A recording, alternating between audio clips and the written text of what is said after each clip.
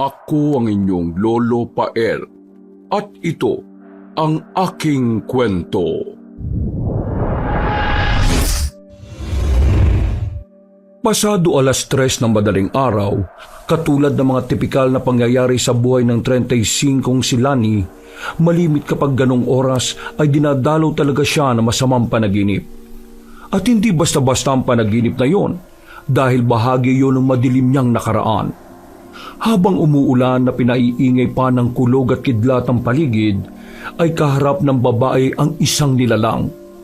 Malaking tao yon, brusko, pulido ang pangangatawan na halatang batak sa mabibigat na gawain. Nanlilisik din ng mga matang namumula habang ang bibig ay duguan at puno rin ng galo sa iba't ibang bahagi ng katawan. Wala kang utang na loob, Lani. Pagkatapos ng lahat ng ginawa ko sa iyo, ito igaganti mo sa akin.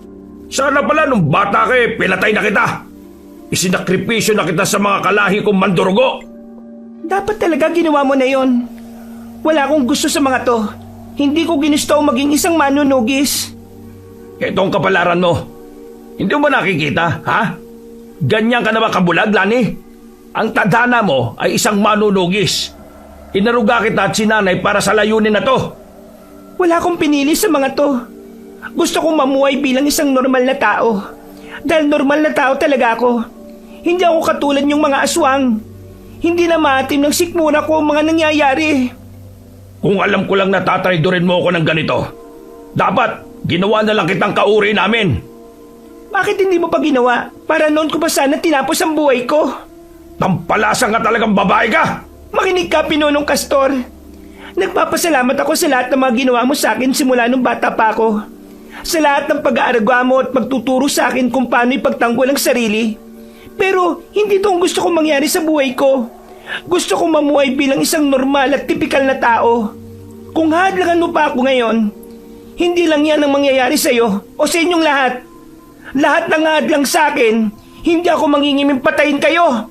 Kaya wag nyo na akong susundan pa. Isang hakbang mo pa palayo, Lani. At sisiguraduhin kung hindi ka na makakalis ng buhay. Hindi nakinig ang dalaga. Sa gitna ng malakas na buhos ng ulan na sinasabayan pa ng kulog at kidlat, ay nagsimula na siyang humakbang palayo. Dahil doon ay unti-unting nagbagong anyo ni Ginoong Castor. Mas lalong nadagdagan ng laki at tangkad niya. Nagsimulang umusbong ang makapal at itim na balahibo sa iba't ibang parte ng kanyang katawan. Humaba ang kanyang pangil habang naglalaway. Mas tumalim at namula din ang mga mata na parang nagliliyab. Pati ang mga kuko nito ay mas humaba at mas tumalim na handang-handa ng manalakay. Bumalik ka rito, babae ka! Hindi natinag si Lani. Tuloy-tuloy lang siya sa paglalakad palayo. Kaya sinalakay siya ng galit na mandurugo. Napadapa siya at umibabaw sa kanya ang aswang habang nakatutok sa leg niya ang matatalim nitong kuko. Kitang-kita sa ilatsa ng mukha ng halimaw ang tindi ng galit habang dahan-dahang idinidiin ang kuko sa kanyang leeg. Nagkaroon si Lani ng maliliit na sugat at kagad na tumagas ang dugo roon. Ituloy mo na! Patayin mo na ako! At ihandog mo na ang ulo ko sa mga kalahi mo! Siguradong ikakatuwa nila yon! Sa sobrang galit ay napasigaw na lang ang mandurugo. Saka umalis sa ibabaw ni Lani. Makailang beses yung sumigaw ng sumigaw habang ang dalaga ay tumayo na at naglakad na palayo na hindi lumilingon sa pinanggalingan. Mabuti na lang din ay umuulan, kaya hindi nakita ang pagpatak ng mga luha ng dalaga habang patuloy sa paglalakad. Masakit man din para sa kanya, pero kailangan niyang gawin yon dahil alam niyang ito ang tama. Pagmulat ng mga mata ay kagad napabangon si Lani sa kinahihigaang kama. Sa kanya lang din napagtanto na lumuluha nga pala talaga siya katulad ng nasa panaginip. Lumingon siya sa kanan kung saan ay nakita niya ang isang taong kalivin partner niya na si Lucio. Mahimbing ang tulog ng gwapong lalaki kaya hindi na niya inabala pa. Pinunasan niya ang luha at saka nagpunta sa kusina para uminom ng tubig. Pagkatapos ay nagtungo siya sa banyo at tumarap sa salamin. Hindi na ikaw ang taong yon, Lani. 10 taong ka nang namumuhay bilang isang normal at tipikal na dalaga. Ngumiti siya ng pilit, bago nagilamos at bumalik sa kwarto para tabihan ulit ang ka-live-in partner. 10 taon ang nakalipas ay napadpad si Lani sa Maynila. Magmula nang umalis siya sa poder ni Ginoong Castor at ng mga mandurugo. Doon ay nagsimula siyang mamuhay bilang isang normal na dalaga. Nagtrabaho ng marangal at sinulit niya talaga ang pagiging malaya hanggang sa makilala na nga niya si Lucio. Pareho na silang 30 anyos noon. At dahil kwela kahit medyo may kayabangan ay naging palagay agad ang loob ng dalaga sa binata. Nagkamabutihan sila at ngayon ay 5 taon nang magkasintahan. Pero 1 taon pa lang sila ngayon na naging mag-live-in partner. Maraming beses nang nagparamdam ang kanyang boyfriend patungkol sa pagpapakasal pero alam niya sa sarili na hindi pa siya handa. Pakiramdam kasi ng dalaga ay meron pa siyang kailangang ayusin sa sarili bago tuluyang makipag-isang dibdib kay Lucio. At alam niya kung ano ang bagay na yon. Pagkatapos maisip ang mga bagay na yon, ay pinagmasdan niya ang lalaking nahihimbing pa rin sa pagtulog. Pagkalaon ay niyakap niya yon ng mahigpit bago matulog na rin ulit.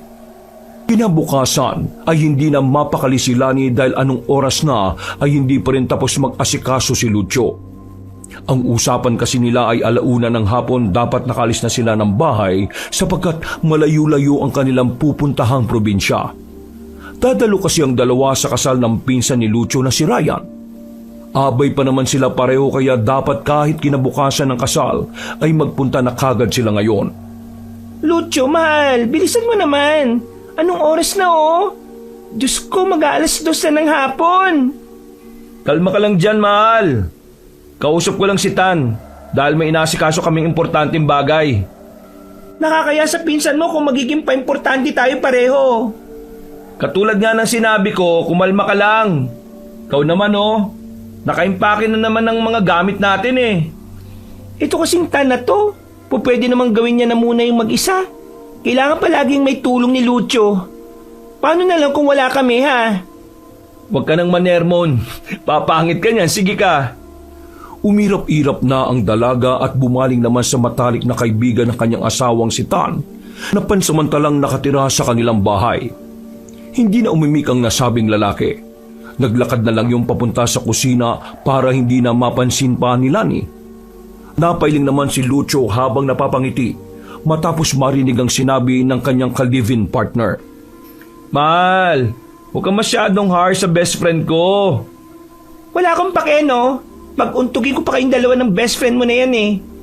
Bilisan mo na nga at mauna na ako sa kotse natin. Okay po, mahal. Pakunwari pang tinarayan ng dalaga ang kanyang boyfriend. Dahil doon ay napailing na lang ulit ang gwapong binata habang pinagmamasdan ng asawa na papalabas ng bahay. Pagkatapos no'y kinuha na nga ng lalaki ang mga maleta nila sa kwarto at saka ito hinatak. Dumiretso muna yun sa kusina para kausapin si Tan na nagluluto na ng merienda. Nakinig lang si Lani mula sa kotse dahil may bintana sa kusina na abot sa kung nasaan siya. Tol, ikaw na muna maiwan dito sa bahay ha. Ikaw nang bahala. Hanggang linggo kami ron sa Nueva Ecija. Pagpasyensyahan mo na rin dyan si Lani ha. Alam mo naman ganyan talaga yan kapag nagmamadali eh. Hoy! Narinig ko kayo rito! Pag-uuntugin ko talaga kayo kapag may sinabi kayong hindi maganda sa akin. Wala pa nga kaming sinasabi, mahal eh. Ay naku, bilisan mo na dyan, mahal. Baka gabi na tayo masyado sa biyahe. Tan, ikaw na bahala dito sa bahay ha. Kapag dinala mo yung girlfriend mo rito, huwag kayong maghaharutan sa kama namin ni Lucio. Ngumiti-ngiti lang si Tan bago makipag-face bomb sa kanyang best friend. At pagkatapos makapagpaalam ay lumabas na nga rin kagad ng bahay si Lucio at inilagay sa compartment ang mga maleta. Pagpasok niya ng sasakyan ay nakita niyang nakangiti na ang kanyang ka-live-in partner. Kaya napangiti na rin siya bago magsalita habang binubuhay ang makina ng kotse. Mas lalo kang gumaganda, mahal, kapag nakangiti ka. Kaya huwag ka na magsusungit ha. Nagsusungit lang naman ako kapag ganito eh. Tsaka biro lang naman yung mga sinabi ko kay Tan. Alam rin naman niya yun. Alam ko naman yon. Kaya nga love na love kita eh. Pakis nga. Mamaya ka na magkiss-kiss-kiss dyan. Bilisan mo na. Dahil kapag ako nainis, iiwan kita rito. Mag-isa ako magbebiyahe. Eto na po, mahal kong Reyna. Sige na po. Nang mabuhay na ang makina ng sasakyan, ay nagbiyahe na nga kagad sila pasado 12:30 ng hapon. Mabuti na lang din na hindi masyadong traffic kaya mabilis na nakalabas ng Metro Manila ang magkasintahan. Excited sila lalo na si Lucio dahil ito kasi talaga ang unang beses ng lalaki na makakapunta sa Nueva Ecija. Medyo tahimik naman si Lani dahil malapit sa mga lugar na yun ang kinukublihan ng mga mandurugo at ni Ginoong Castor na kumupkup sa kanya noon. Alam niya naman na walang mangyayaring masama dahil 10 taon magmula nang umalis siya ay wala na siyang nabalitaan pa sa mga yon. Ni isang beses din na hindi siya ginulo ng ama-amahan kahit pa ng mga tauhan nito. Kaya kahit papaano ay kampante rin ang dalaga. Yun nga lang medyo malungkot dahil nga sa naaalala niya tuloy yun bigla. Hindi naman siya nagsisisi na umalis sa poder ng mga mandurugo. Pero alam niya sa sarili na para tuluyang makalaya sa sariling kalungkutan ay kailangan niya ng tamang closure. Para na rin matanggap na niya ang pagpapakasal na matagal nang ipinaramdam ng kanyang boyfriend. Matapos maisip at maalala mga yon, ay napabuntong hininga si Lani habang nakatanaw sa labas. Grabe mahal, ang lalim ng buntong hininga mo ah. Parang kasing lalim ng Pacific Ocean yan ah. May naalala lang ako bigla. Oh, ano naman yun? Wala. Tungkol sa kasal ng pinsan mo. Sana hindi tayo gabihin masyado, no? Huwag tayong magmadali, mahal. Bukas pa naman ng hapon yung kasal kaya okay lang kung gabihin tayo. O kahit nga bukas na tayo ng umaga eh. Pwede pa naman. Nahiya kasi ako sa pinsan mo eh. Ay nako, huwag kang mahiya ron kay Ryan at saka kay Judith, no? Mababait ang mga yon, promise. Makakarating din naman tayo ron kaya relax ka lang dyan, mahal. Okay, sabi mo eh. Sa katunayan ay matagal na silang pinabibisita roon, kaya lang ay wala rin talaga silang masyadong oras dahil parehong busy sa pagtatrabaho. Nag-leave lang sila ngayon upang makadalo sa nasabing kasal. Habang tinatahak nila ang daan ay maraming nakitang magagandang tanawin ng dalawa. Na-enjoy nila ang sandaling yon kahit na inabot na sila ng gabi sa daan. Pero paminsan-minsan ay nawawala ang ngiti sa labi ng babae. Sa tuwing makakakita kasi siya ng kabundukan ay naaalala niya ulit ang nakaraan. Bigla tuloy na numbalik sa isip niya noong 10 taong gulang siya. Nagsasanay siya at nakikipagtagisan ng galing sa mga iba pang mandurugo na mas doble ang lakas sa kanya. At kahit babae na may murang edad, ay hindi siya nagpatalo. Ipinakita niyang mas karapat-dapat siya. Kaya naman, nang nasa tamang edad na, ay kaagad siyang ginawang kanang kamay ni Ginoong Castor. Ikinatampo naman yun ng totoong anak ng Ginoo na si Pablito. Yun ang naging simula ng hindi nila pagkakaunawaan. At lingid nga kay Ginoong Castor, dahil sa pangyayaring yun ay ilang beses na pinagtangkaan ni Pablito ang buhay ni Lani. Yun na rin ang nagtulak sa dalaga para makaisip na umalis sa lugar na yun. Tila bumalik sa ulirat ang babae matapos siyang marinig na nagsalita ang kanyang ka-live-in na partner habang nakafocus ang tingin sa daan. Mahal, nagugutom ka na ba? Hindi pa naman. Ikaw ba? Mag-stop over na lang tayo kung nagugutom ka na. Oo, sige. Makakape na rin muna ako para hindi ako antukin sa pagmamaneho. Okay, sige. Maya-maya pa ay nag-stop over na nga muna sila para na rin makapagpahinga kahit papaano at makapagmeryenda. Habang bumibili sa isang cafe si Lucio, ay nagtungo muna si Lani sa banyo. Pagpasok niya ay 3 lang silang katao kabilang ang babaeng tagalinis. Paglabas ng isang babae ay 2 na lang silang naiwan. Hindi niya pinansin ng tagalinis. Pumasok siya sa isang cubicle at saka umihi. Habang nakaupo ay nakatingin siya sa ilalim hanggang sa mapansin niyang huminto ang map ng paglilinis sa tapat ng pinto na kinaroroonan niyang cubicle. Nung una ay wala lang yon sa kanya. Pero kalaunan nang hindi gumagalaw ang tagalinis ay nagtaka na siya. Okay ka lang ba? Pamilya ng amoy mo, babae. Matagal na panahon ko na rin hindi naalala nga pang amoy na yan, ha? Nagbalik ka na pala sa lugar na to? At meron ka na rin palang kabiyak, Lani? Ha? Sino ka? Magmula nang umalis ka sa baryo Kublihan, ay marami nang nagbago. Anong kailangan mo sa akin? Subukan mo lang gumawa ng hindi maganda, sisiguraduhin kong kahit saan ka magpunta ay hahabulin kita. Huwag kang mag-alala. Dahil hindi naman ako nandito para gumawa ng gulo eh. Gusto lang kitang paalalahanan. Nagkalat na sa iba't ibang lugar ang mga angka ng aswang na nasasakupan ng mga mandurugo. Mag-iingat ka lalo na't pamilyar na pamilyar pa rin sa mga katulad ko ang amoy mo. Dali-daling tinapos ng dalaga ang pag-ihi at pagbukas niya ng pinto, ay ganoon na lang ang gulat niya dahil wala na roon ang babaeng naglilinis kanina.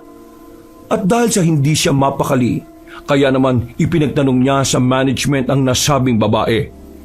Pero laking gulat niya dahil wala raw naka-duty na babae ngayon ayon sa head utility. Napabuntong hininga na lamang si Lani bago bumalik sa kanyang sasakyan. Nandun na ang kanyang boyfriend na kani-kanina pa pala naghihintay sa kanya. Hindi na lang din niya ikinuwento ang nangyari dahil wala namang ideya si Lucio sa madilim niyang nakaraan. Ni isang beses ay wala siyang ikinukwento rito na kahit ano patungkol doon. Dahil natatakot siyang baka mag-iba ang tingin ng ka-live-in partner niya sa kanya o di kaya ay pagtawanan lang siya. Ang tagal mo yata sa banyo, mahal. Medyo maraming tao, mahal eh. Tara na, baka aputan pa tayo ng ating gabi. Pagkatango ay sumakay na nga sila pareho sa kotse, saka doon na rin ininom ang kape at kinain ang mga pinamili nila. Habang nagbabiyahe, para makalimutan ni Lani ang mga nangyari sa stopover, ay nagbukas na lang siya ulit ng usapan.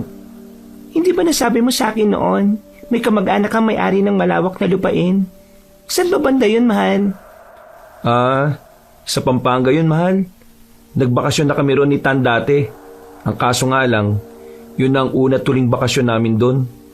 Di ba nga nakwento ko sa'yo na nagkaroon ng alitan ng mga kamag-anakan ko kaya yun, hindi na talaga ako nakapunta doon. Ang alam ko nga, nabenta na yun eh. Sayang yun ah. Oo nga. Alam mo ba, kung nagkataon eh, di sana may dinadalaw-dalaw tayo ron. Baka sa akin pa sana pinamana yun ng lolo ko eh, dahil paborito ko nun. Napakaganda pa naman ng bahay na yun. Parang mansyon akong tutuusin. Huwag ka mag-alala. Magkakaroon din tayo ng magandang bahay para sa mabubuo nating pamilya. Magdilang anghel ka nga sana, mahal. Kapag nanalo tayo sa loto, hindi lang isang mansyon ang bibiling ko, kundi 3. Nick, paano naman tayo mananalo sa loto? Hindi ka naman nataya. Yun nga eh. Para pala tayong nasuntok sa buwan, mahal. Nagtawanan ng dalawa pagkatapos ng mga pinagsasasabi nilang yon. Ilang saglit pa ay saglit na minasdan ng lalaki ang kanyang asawa bago muling mag-focus sa pagdadrive. Inabot na nga sila ng malalim na gabi at habang nakatanaw sa labas ay muling sumagi sa isip ni Lani ang nakainkwentro kanina sa stopover. Medyo nawala na naman tuloy siya sa focus pero pinilit niya ang sarili na hindi na maisip pa ang tungkol sa bagay na yon. Ganun pa man, ay alerto pa rin siya dahil katulad ng sinabi ng babae sa stopover ay naglipanan na sa lalawigan ng mga aswang. Pinagmasdan na lang ni Lani ng pasimple si Lucio na abala pa rin sa pagmamaneho habang sumisipol-sipol. Napangiti siya matapos maalala rin ang tungkol sa pagiging mabait ng lalaki sa kanya. Bago pa man niya makilala noon ng ka-live-in partner ay kilala na talaga yon ng karamihan dahil sa pagiging gwapo, matipuno at matangkad. Bukod doon ay kilala rin talaga ang lalaki sa pagiging mayabang at maangas dahil nga sa itsura. Alam ni Lani sa sarili na marami rin siyang kakompetensya pagdating sa pagmamahal at itsura. Pero isa sa pinapasalamat niya sa Diyos ay ang pagpili sa kanya ni Lucio. Marami nga rin nagtataka dahil na in love ang katulad ni Lucio sa kanya. Kaya maswerte talaga si Lani. Ramdam na ramdam niya kasi ang totoong pagmamahal sa kanya ng lalaki. Mahal, baka matunaw naman ako sa kakatitig mo, ha? Nai-inlove ka na naman, no? Ano naman kung nai-inlove ako sa'yo? May magagawa ka ba? Wala. Gustong gusto ko nga yan eh. Salamat sa pagpaparamdam mo sa akin na mahal mo talaga ako, ha? Ang cheesy naman ng mga sinabi ko. Parang di bagay sa akin. Bulero ka pa rin talaga hanggang ngayon. Hindi yun pambobola ah. Totoo kaya yun? Bakit tumatawa-tawa ka dyan? Siguro totoong binobola mo lang ako, no? Ay nako, kapag nalaman ko lang talaga na tumutulad ka dyan sa best friend mo, humanda kayong dalawa sa akin. Ikaw naman, mahal. Alam mo namang ikaw lang ang mahal ko eh. Mahal kita, no? Hindi yan bola. Promise. Kitang-kita naman sa mukha ni Lani ang pagkakilig, pero hindi niya masyadong pinahalata.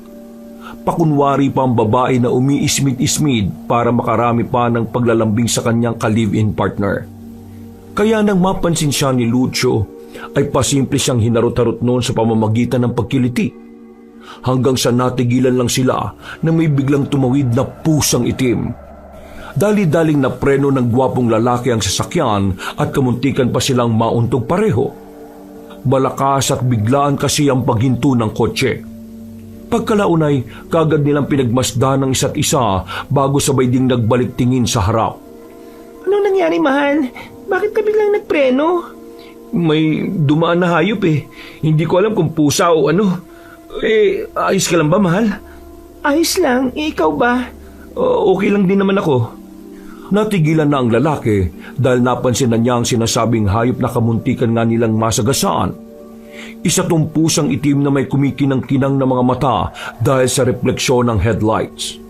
Napalingon din doon si Lani at ang makita niya rin ang nasabing pusa ay pinagmasdan niya itong mabuti. Sinuri ang kabuuan nito kung isa bang aswang o ordinaryong hayop.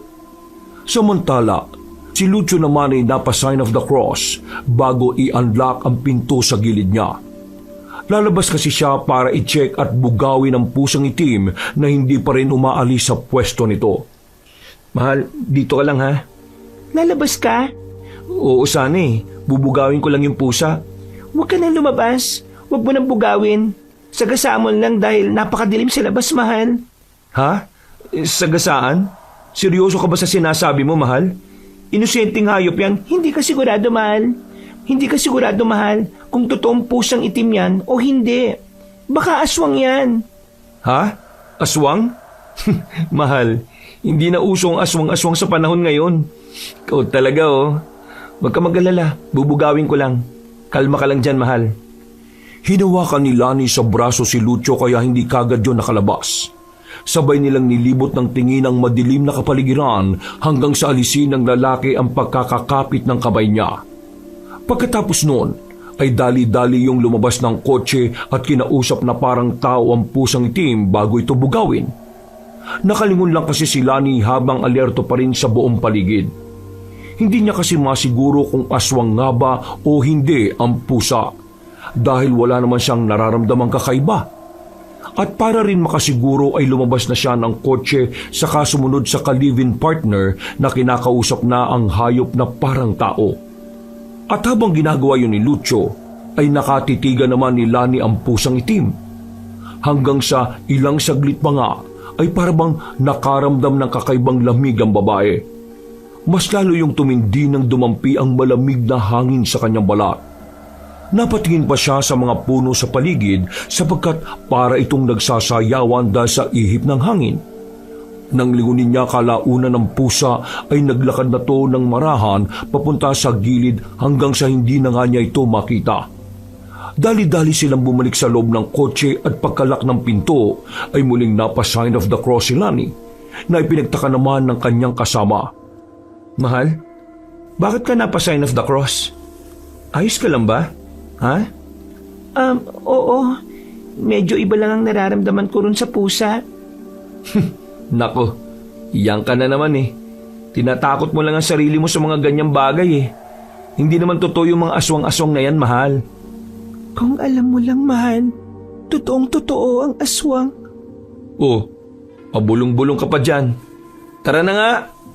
Napangiti na lang ang balingkinitang babae matapos yung bigkasin ng kanyang ka-live-in partner. Pagkalaon ay kagad pinaharurot ni Lucio ang sasakyan hanggang sa makalayo sila sa lugar na yun. Natanaw pa ni Lani ang nasabing pusang itim mula sa hindi kalayuan pero hindi na niya ipinalata sa ka-live-in partner ang tungkol sa bagay na yon. Naalala na naman tuloy niya ang sinabi ng babaeng tagalinis patungkol sa mga aswang na naglipa na ngayon sa lugar na yon. Napabulong na naman tuloy siya sa sarili habang nakatanaw sa madilim na labas. Mukhang totoo nga yung sinasabi ng babaeng yun Paano pinahintulutan ni Tatay Castor na magkalat ang mga aswang sa iba't ibang lugar dito sa probinsya? Tuluyan na ba siyang nilamon ng kasamaan? Makalipas ang ilang saglit, ay napalingon nga si Lani sa kanyang relo dahil nakadama na siya ng pangangalam ng sikmura. Napansin niya rin na tila inaantok-antok na nga rin ang kasama niya, kaya binalingan niya yon at tinapik sa hita. Napabuntungin nga si Lucio sa kangumiti habang nakafocus pa rin ang tingin sa daan. Pagkuwan ay bigla niyang tinalakay ang tungkol sa nasabing hayop kanina. Mahal, bakit nga pala gusto mong pasagasaan yung hayop kanina? Baka nga kasi aswang. Naniniwala ka talaga sa aswang? Oo, doon kasi sa amin, uso yun Ha? Talaga? Pero pusa lang naman talaga yung nakita natin kanina, di ba? Tsaka malay natin, may may-ari pala nun. Pusa lang naman yun, mahal. Kung masasagasaan man natin, hindi naman siguro kawalan dahil nga pusa lang yun. Uy, wag mong nilalang ang mga pusa Protektor natin ang mga yan laban sa bad spirits. O kung minsan nga sa mga sakit-sakit. O kaya sa mga trahedya at iba pa. Well, may punto ka rin naman sa mga sinasabi mo, mahal. Pero teka, maiba tayo. Napansin ko na parang inaantok ka na Siguro magpahinga na muna tayo. Umanap ka ng madadaanan nating motel kahit na anong panuluyan. Ha? Sigurado ka? Kanina, di ba nagmamadali ka? Iba ka nga kamamadali natin imbis na makarating tayo doon agad. Lalo lang magkaaberya. Aga na lang natin sa pag-alis o kahit mga 3 oras na makapagpahinga ka lang.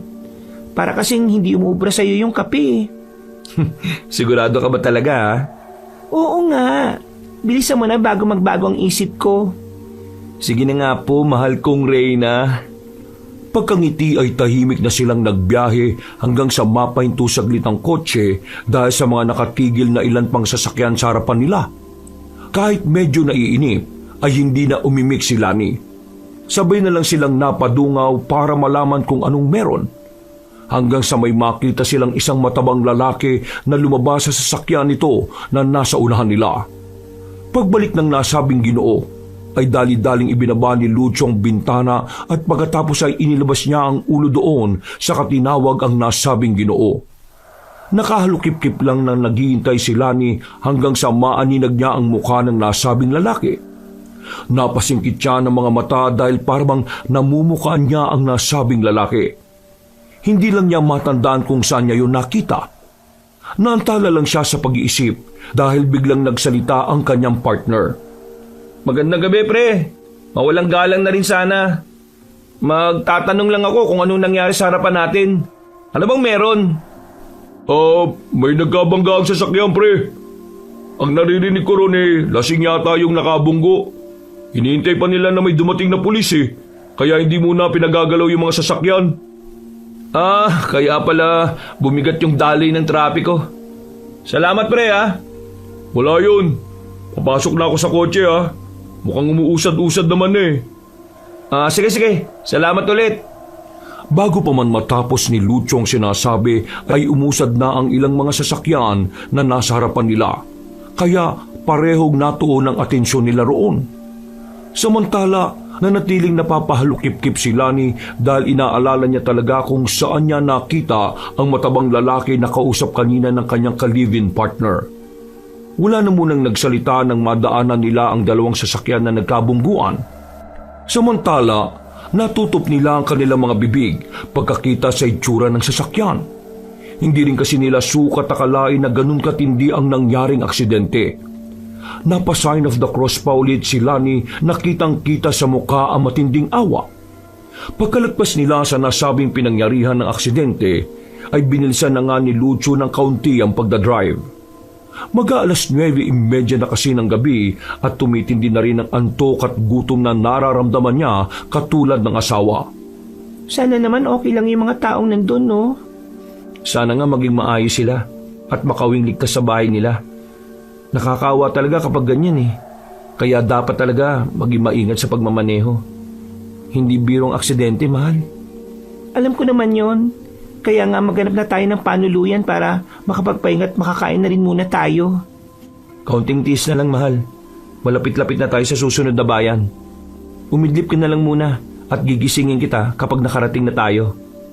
Katulad ng sinabi ni Lucio, para hindi maramdaman ng gutom ay umidlip na nga muna si Lani. Nagpatuloy naman ang lalaki sa pagmamaneho hanggang sa madaanan niya ang isang pamilyar na sasakyan. Sasakyan to ng lalaking kausap niya kanina doon sa pinangyarihan ng aksidente. Nakatigil yon at nasa labas ang lalaki na tila may kung anong kinukumpuni. Minasdan muna ni Lucio ang ka-live-in partner niyang umidlip bago hinintuan ang nasabing lalaki. At eksakto pagkahinto ng sasakyan ay napadilat nga ang babae na punong-puno ng pagtataka. Oh, mahal, bakit tuminto na naman tayo? Mahal, yung lalaking kausap ko dun sa pinangyarihan ng aksidente, mukhang nasiraan eh. Siya yun, di ba? Tama? Oo nga. Oh, sige, tulungan mo muna, mahal. Baka kailangan niya ng tulong natin. O sige, mahal. Dito ka lang muna ah. Konting hintay lang sa gusto mo ah. Oo, wag mo akong problemahin. Sige na, labasin mo na yon. Mukhang kawawa na rin eh.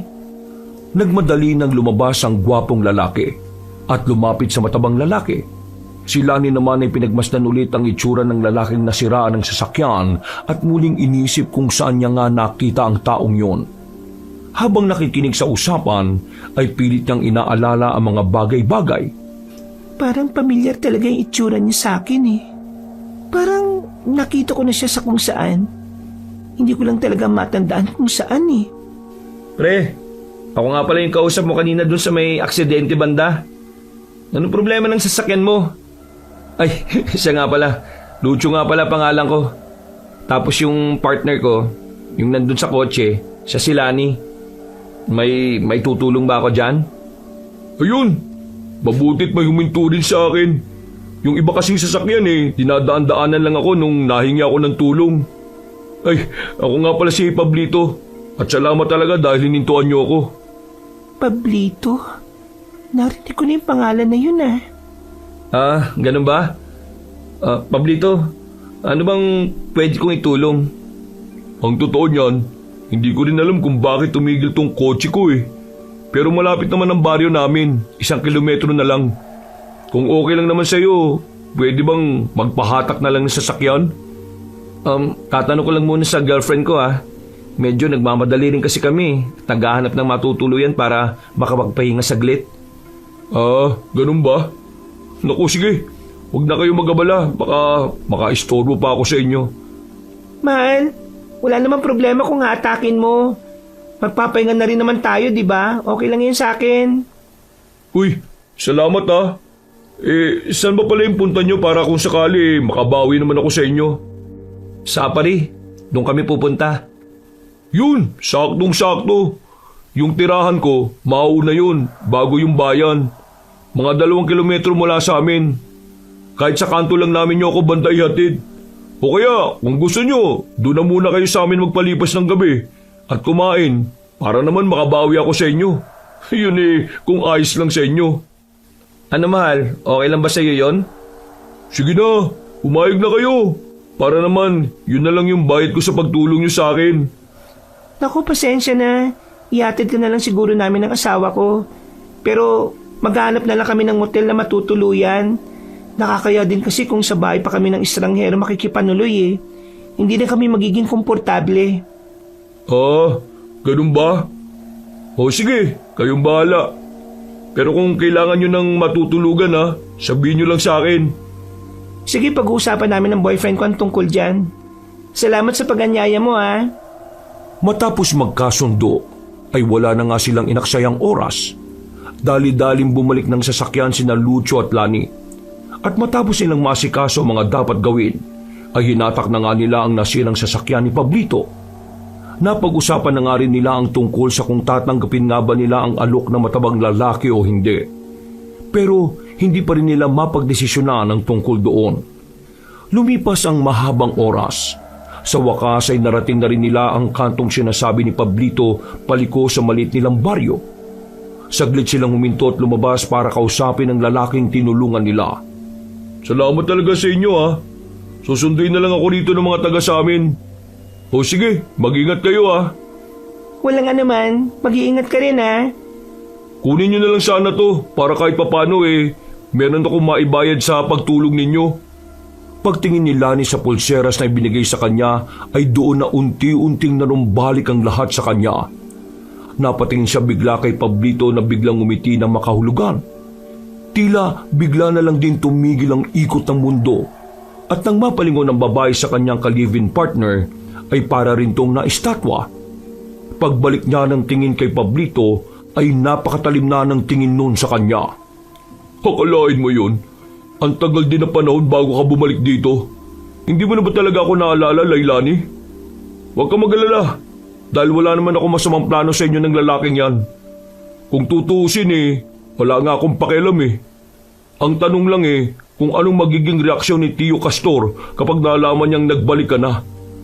Iba na kalakaran sa lugar na to, magmula nang mawala ka.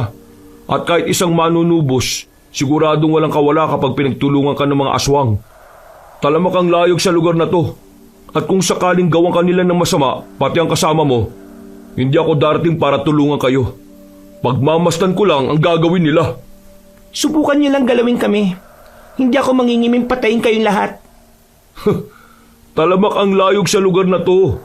At kung sakaling gawang kanila ng masama, pati ang kasama mo, hindi ako darating para tulungan kayo. Pagmamasdan ko lang ang gagawin nila. Ano ko ba? Paulit-ulit. Wag mo akong hamunin ha. Mahal? Ayos ka lang ba? Okay lang ba kayo? Natigilan si Lani nang tila biglang bumalik sa normal ang lahat matapos siyang marinig ang boses ni Lucio. Nang muli siyang mapalingon kay Pablito ay nakangiti lang yung sa kanilang dalawa habang hawak niya ang pulseras na inabot noon. Tiniklop niya kagad ang kamay at wala na sanang balak kunin ang nasabing porselas, kundi lang inagaw ng kanyang nobyo. Hey, salamat dito Ang bait mo naman, Pablito. Salamat din ulit sa inyo. Sana magkita pa tayo sa susunod para ako naman ang makabawi sa inyong dalawa. Siya nga pala, magmadali na kayo dahil nasa 6 na kilometro pa yata yung susunod na bayan Ang paya ko lang mag-ingat-ingat kayo kasi kapag ganitong oras laganap ang mga hindi pangkaraniwang bagay, lalo na sa mga ganitong lugar. Makakaasa ka. Ikaw rin, mag-ingat ka. At sana nga magkita pa tayo ulit. Saka doon ka na bumawi kapag pareho na tayong mga hindi abala. Pagkatapos ng mga katagang yon, ay sabay na nga bumalik sina Lucio at Lani sa kanilang sasakyan. Pero hindi pa rin mali sa isip ng babae ang tungkol sa nangyari kanina. At para mapalitan ng magaan na aurang loob ng sasakyan, ay nagpatugtog na lang muna ang babae. Sinabayan niya ang awitin habang maingat na nagmamaneho ang kanyang nobyo. Pinilit niyang alisin sa isip ang mga nangyari hanggang sa mas lalo nang lumalim ang gabi.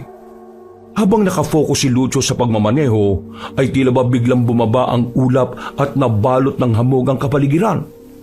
Binagalan niya ang pagmamaneho hanggang sa makarinig na nga sila ng malakas na sigaw ng tao mula sa hindi kalayuan. Pansamantalang inihinto ng gwapong lalaki ang sasakyan pero hindi siya pinatigil ni Lani. Hindi mo ba narinig yung sigaw na yun, mahal? Parang may taong humihingi ng saklolo Narinig ko yon, kaya nga huwag ka nang huminto. Delikado kung lalabas pa tayo. Makinig ka na lang sa akin, mahal, pakiusap. Magpatuloy ka na lang at bagalan ng kaunti ang pagmamaneho dahil medyo mahamog. Nasaan na ba tayo, banda? Hindi ko rin alam pero dapat makalis tayo sa hamog na ito. Hindi pa man natatapos ni Lani ang pagsasalita, ay nakarinig na naman sila ng malakas na sigaw ng taong humihingi ng saklolo. Kasunod noon ay isang malakas na pagaspas ng tila malaking ibon ang dumaan sa ibabaw nila. Dinig na dinig din nila yon, kaya mas lalong kinutubahan ng babae. Lalo na nang mapansin niya ang anino ng gumagawa ng pagaspas. Hindi niya lang masabi sa ka-live-in partner pero sigurado na siyang hindi yun ordinaryong ibon kundi isang aswang. Ibon ba yun? Bilisan mo na lang, mahal. Ilang minuto nang mawala ang makapal na hamog ay nawala na rin ang sigaw na naririnig nila maging ang pagaspas ng inaakalang malaking ibon ni Lucio. Nagmasid-masid na si Lani sa paligid dahil alam niya na may mga nakaabang ng aswang na naghihintay lang para masilo sila. Nakikiramdam lang siya, pero handa na rin siyang umaksyon sa oras na meron sa kanilang sumalakay.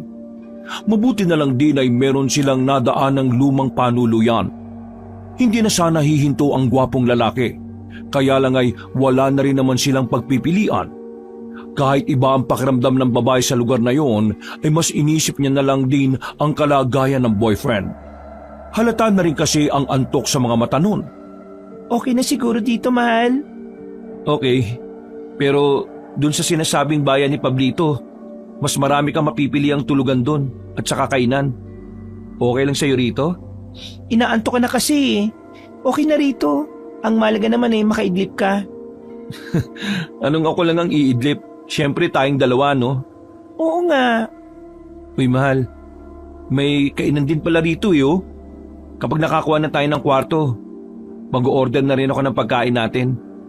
Kahit nag-aalangan ay hindi pa umalma si Lani sapagkat ramdam niya na rin ang matinding gutom.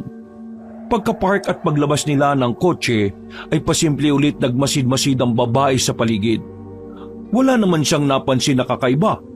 Maliban sa kalumaan ng lugar kaya nakampante siya kahit na papano. Mabuti na lang din hindi ganon kamausisa ang kanyang nobyo. Kaya nakalimutan na kagad noon ang mga narinig nilang sigaw ng tao kanina pati na rin ang pagaspas ng malaking ibon na isa palang aswang.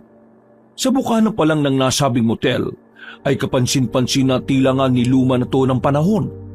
Pero hindi na nila yon inalintana at nagtuloy na ang dalawa sa paglalakad papunta sa isang maliit na restaurant na katabi lang din ng maliit na gas station. Ilang saglit pa ay huminto si Lucio at nilingon ng asawa na palingon-lingon pa rin sa buong lugar. Bakit, mahal? May problema ba? Wala naman. Nagmamasid-masid lang sa magarang lugar na to. Gusto mo bang lumipat tayo? Naku, hindi na. Gutom na rin kasi talaga ako, mahal eh. Saka wala rin naman akong napapansing kakaiba. Napapansin ka kaiba? Anong ibig mong sabihin? Ha? Wala yun, mahal. Tara na sa loob. Paglapit ay niyakap niya kagad ng maigpit ang ka-live-in partner at inalalayang maglakad papunta sa reception para kausapin na ang may-ari ng motel upang makatuloy na sila at makakain. Hindi na umimik si Lucio at pagpasok nila sa reception area ay naagaw agad ng pansin nila ang kakaibang pangalan ng motel na nakaukit mismo sa likuran ng reception table. Nagkatinginan pa nga sila bago sabay na binikas ang salitang Banayad Motel. Pagkatapos noon ay napaismid ang gwapong lalaki dahil iba ang naisip niya matapos yung basahin. Sa kabilang banda, medyo naging iba ang aura sa loob kaya mas lalong naging mapagmasid si Lani. Hindi niya pa rin kasi inalis sa isip niya ang mga naikwento kanina. Iginala niya ang tingin sa loob sapagkat medyo makaluma talaga ang interior design ng nasabing panuluyan. Para yung mga nakikita at napapanood sa mga horror movie. Ganon na ganon kaya naman mas naging alerto siya sa kung sakaling anumang mangyari. Nagtagalang tingin niya sa pinakagitna sa gawing kanan ng reception area. Pagkakita sa isang malaking ulo ng kalabaw na naka-wall mounted doon, ang tingin kasi niya ay sariwa pa yon, lalo na ang dugong tumatagas sa dingding na galing doon.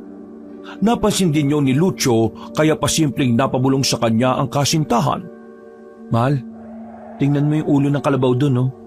Parang tunay no? Parang sariwa pa. Ganyan talaga ang kalimitan sa mga ganitong panuluyan. May mga sinisimbolo kasi ang mga yan eh. Hindi na halos na ituloy ni Lani ang huling sinasabi dahil naantala siya sa pagtunog ng reception call bell. Paglingon niya sa reception table ay wala namang tao roon kaya nagtaka sila kung bakit tumunog ang nasabing bell. Makalipas ang ilang minuto, mula sa pinakadulong pintuan sa bandang kaliwa ay lumabas ang isang may edad na babae. Malusog, 5 flat ang taas, maamo ang mukha na mukha namang mabait. Sinundan naman yon ng isang may edad na lalaking matangkad. Maamo rin ang mukha nun. Moreno at katulad ng babae ay mukha rin niyong mabait. Subalit nang sabay nang umiti sa kanila ang dalawang tao na tila mag-asawa, ay parang nakaramdam na ng kakaiba si Lani. Hindi niya lang ipinahalata sa ka-live-in partner dahil inosente yon pagdating sa mga ganitong bagay. Isa pa, nakikita na rin talaga niya sa itsura ni Lucio na inaantok at nagugutom na, kaya hindi na rin niya binalak umalis. Magandang gabi sa inyo. Ako nga pala si Rebellia at ito naman ang asawa kong si Ramon. Maligayang pagdating dito sa banayad na panuluyan namin. Anong may paglilingkod namin sa inyo? Oo nga, anong may paglilingkod namin sa inyo mga nagagandahan at nagagwapuhang magkasintahan? Maraming salamat. Itatanong lang sana namin kung may matutuluyan pa kaming kwarto. Ay, eksaktong-eksakto. Meron pang kwarto na pwede niyong upahan. Ilang oras ba kayo? Ang kukunin na namin ay yung pang 12 oras. Pero hindi naman kami aabot ng ganong oras eh. Aalis din kami ng 4:00 na madaling araw. Ay, meron pa. Meron po bang makakainan dito? Meron din naman. Yun! Nagugutom na rin kasi talaga kami. Kukunin ko lang sa sasakyan yung ibang gamit natin. Ikaw na munang bahala makipag-usap dyan, mahal ha? Sige, mahal. Paglabas ni Lucio ay patuloy na nakipag-usap si Lani sa mag-asawa habang panay-panay ang sulyap sa labas. Inaalala niya kasi ang kasintahan na nasa parking area. Nang makuha na niya ang susi para sa kanilang silid, ay dali-dali niyang sinundan ng ka-live-in partner. Hindi na nga niya masyadong pinansin ang sinabi ni Mang Ramon at Aling Rebellia. Nang nasa labas na siya, habang naglalakad papunta sa sasakyan, ay napansin niya na may dalawa pang lalaki na nakatayo banda malapit sa gasoline station at nakatingin sa kanya. Parehong matangkad ang mga yon, na parehong nakangisi na makahulugan. Pinagmasdan niya ng mabuti ang mga nasabing kalalakihan pero wala naman siyang naramdaman na kakaiba. Hindi ko naman maramdaman ng pagkaswang ng mga ito rito. Pero parang may mali eh. Masyado lang siguro akong paranoid dahil sa mga nakaengkwentro ko. Matapos sabihin yon, ay muli siyang napalingon sa dalawang lalaki. Matagal niya yung nakatitigan hanggang sa makaramdam siya ng pagkailang, kaya siya na mismo ang umiwas ng tingin sa mga yon. Pagdating sa parking area ay naabutan na niya si Lucio na dala ang gamit nila. Napansin niya na dali-dali ring lumapit sa kanya ang ka-live-in partner dahil napansin din ito ang dalawang lalaki sa gasoline station. Mahal, sigurado ka bang dito na tayo magpapalipas ng gabi? Dapat talaga doon na lang tayo nakituloy kay Pablito eh. Huwag ka mag-alala, mahal. Mas kampante ako sa motel na ito. Ako naman, hindi makampante. Nakita mo ba yung dalawang lalaki sa gasoline station? Parang hindi gagawa na mabuti. Huwag na natin silang alalahanin, mahal. Teka, parang baliktad ah. Parang ikaw pa yung mas kabado sa ating dalawa. Oo nga no. Pasensya ka na mahal ha. O sige na, at makikinig na ako sa'yo. Tara na, at nasa akin na yung susi. Katulad ng napag-usapan, iba na ang nabavibes ni Lucio. Sinunod niya na lang din ang gusto ng asawa. Sa hindi rin malamang dahilan, ay ganun na lang ang tiwala niya sa ka-live-in partner kahit noong paman. Maya-maya pa, nang mapansin na nga ni Lani ang dalawang lalaki sa gasoline station na tila may kakaibang ikinikilos, ay pinauna na niya muna si Lucio. Pinagpark niya yon sa bandang likod dahil doon daw malapit ang kanilang tutuluyan. Nang mawala na sa paningin niya ang sasakyan at ang ka-live-in partner, ay doon na biglang sumeryoso ang kanyang pagmumukha. Napa-sign of the cross siya at mahinang napadasal bago hinayaang lumapit ang dalawang lalaki. Anong kailangan niyo sa akin? Pamilya ng amoy sa amin. Parang nanggaling ka na rito. Gusto niyo bang ipaalala ko sa inyo kung sino ang mga galang aswang? Tama nga si Pablito. Maraming nagbago na sa lugar na ito. Hindi na kayo nahihiyang ilantad ng mga sarili ninyo. Makinig kayong dalawa. Kapag may ginawa kayong kalokohan, sinisiguro ko sa inyong hindi na kayo sisikatan ng araw pa. Sinasabi ko na nga ba eh. Ikaw yung manunugis na inampon ni Pinunong Castor. Dapat malaman to ng pinuno. Nagulat ang isa pang lalaki nang marinig yun.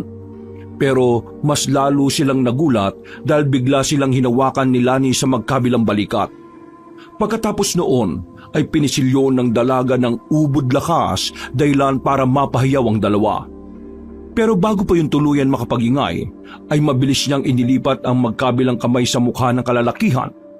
Mabilis ang mga sumunod na pangyayari dahil naumpog na niya parehong dalawa hanggang sa mawalan ng malay tao.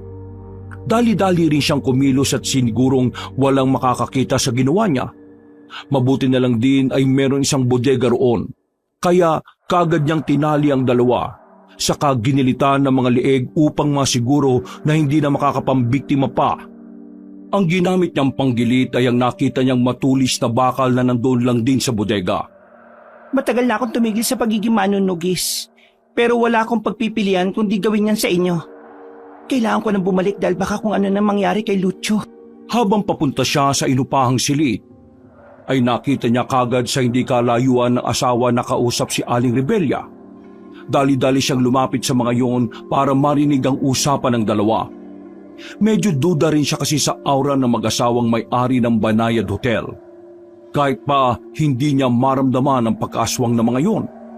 Nagtatanong pala si Lucio sa ginang kung saan banda ang silid nila kaya medyo napanatag na si Lani. Hanapin nyo lang sa pinakadulo, sa ikalawang palapag yung kwarto ninyo. Makikita naman dyan sa susi kung anong number. Yung in-order nyong pagkain, ihahatid ko na lang kapag tapos na.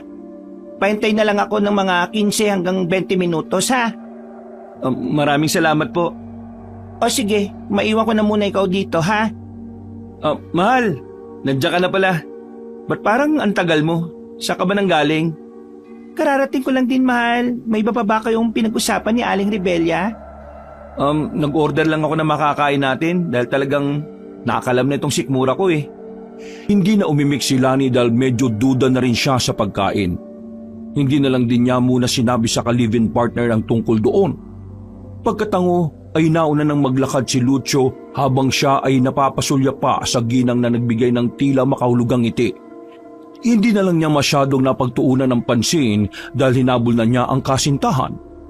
Nang nasa loob na silang dalawa, ay humiga kagad ang gwapong lalaki. Hinayaan naman siya ni Lani na sumilip-silip pa sa bintana dahil nag-aabang sa kung anong nangyayari sa labas.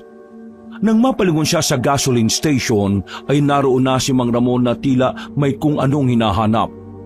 Pagkakita niya roon ay nag-alala siya kaagad dahil nga sa tinago niya ang dalawang walang buhay na aswang sa bodega na nasa isang gilid. Pero alam naman niya sa sarili na hindi kagad makikita o maamoy yun ng Ginoo dahil meron siyang ginawa.